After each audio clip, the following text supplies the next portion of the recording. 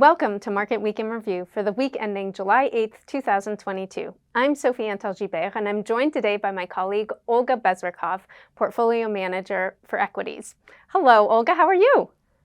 Hi, Sophie. I'm doing great, thank you. How are you doing? I am good. I am looking forward to our little catch-up today and chatting with you. It's been a short week in the US, but other places have been working all week. So wanted to make sure that we sort of do a little bit of an around the world tour today, maybe starting with the Fed minutes that just came out yesterday in the US and maybe a little bit of foreshadowing to the US payroll data that is actually coming out tomorrow. Note to self, we're actually recording this on Thursday afternoon, July 7th. Then pivoting from there to Europe and China, where we had some economic data coming out, and then maybe ending in China around some stimulus measures that are being considered. Sound good?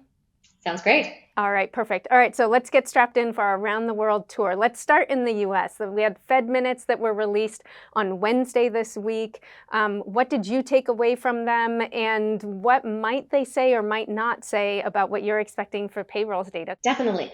So, as expected, the Fed minutes showed the committee's focus on containing inflation, even if this path of hiking interest rates leads to restrictive financial conditions, which would cause growth to suffer for some time.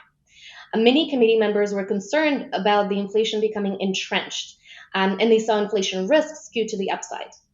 The labor market, it was seen as a data point to watch. It is viewed as overheated right now, but with expectations of coming into more balance with the unemployment rate potentially ticking up. What is really notable is that there was no focus on a recession, which has become a hot topic for market participants since the meeting. So overall, what does this mean?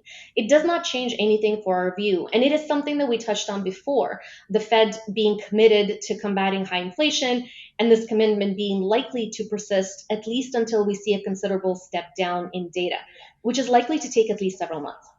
Now, like you mentioned, we're recording this on Thursday, and tomorrow morning we will be getting a view into the labor market, and currently the expectations are for no change in the unemployment rate.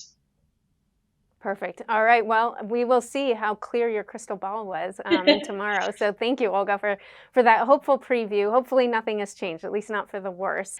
Switching gears a little bit, we're going to get on this airplane now and fly over to Europe.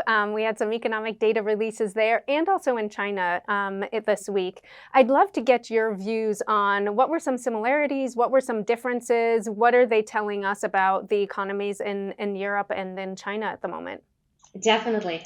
So, looking out to the global economic data, we're seeing a bit of a diverging momentum across global economies. The eurozone composite PMI numbers were revised higher from the initial estimates, meaning that even though we are still seeing a step down in growth, it's not to the extent that we thought. The month-over-month retail sales data was also modestly positive in eurozone, which recovered from a fall in the previous month. So overall in Europe, we're still seeing a slowdown in growth, but less than what was expected. So better news than what we thought we were going to get. Now, among all of the concerns around slowing growth globally, Chinese PMI data that came out this week really stood out. China composite PMI has been below 50 for the last 3 months, which indicates a contraction in activity. And this was happening as the government was cracking down on COVID outbreaks at the expense of the economic growth. The jump in the measure for June, which is now the highest since late 2020, is really signaling the renewed growth in the private sector, with increased output as COVID control measures are removed.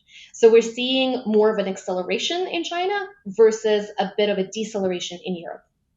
Excellent. And so how do you think, or what sort of indications are you seeing about how the Chinese government might be thinking about that in terms of potential stimulus considerations, maybe? Is there talk of that, and what have you been seeing and hearing? Oh, yes. So additionally, there are signs of more stimulus measures coming for China. Today, the news came out that the Ministry of Finance is considering allowing unprecedented bond sales equal to about 220 billion US dollars. Now, in China, every year, the local governments have a quota of bonds that they can issue. And this specific measure would bring forward some of the 2023 quotas to the second half of this year. It is a pretty big deal because the bond sales would be mostly used to pay for infrastructure spending for those local governments. Now, China has differed from the US and Europe so far this year in that it has been implementing fiscal and monetary policy support in order to address the slowing growth and the challenges that they've been seeing in the property and the consumer sectors of the economy. China has had the space to do it because inflation has remained subdued. And so the leadership there has had more tools available to stimulate and support growth. Now, this latest action, in the wake of the greatly improving PMI numbers that we just have seen, really suggests that this support may be starting to have a tangible impact and that it is likely to continue. We're also several months away from the National Party Congress, and it is clear now that the economy is a focus for the government. Excellent. Well, thank you so much, Olga. Unfortunately, that's all we have time for today, but thank you for sharing your insights. And thank you for joining us. We'll be back again soon. Hi, I'm Eric Risteman, Chief Investment Strategist for Russell Investments. If you like what you saw in this video and want to see more like it, please subscribe to our YouTube channel.